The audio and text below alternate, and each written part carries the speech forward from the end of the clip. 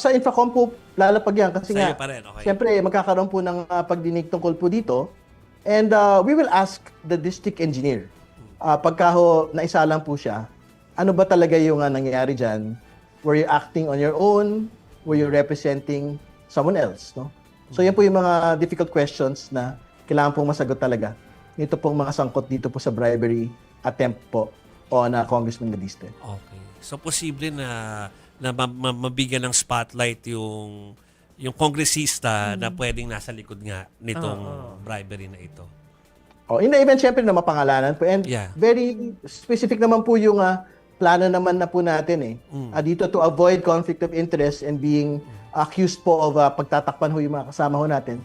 The moment na mapangalanan po sila, we will give them the opportunity to respond. But as soon as they do, or if they don't, no, we will recuse and refer it po to the DepDev, which is the executive-led probe by the President. No? Tama. Or if there's a third-party probe, we will endorse it to them po.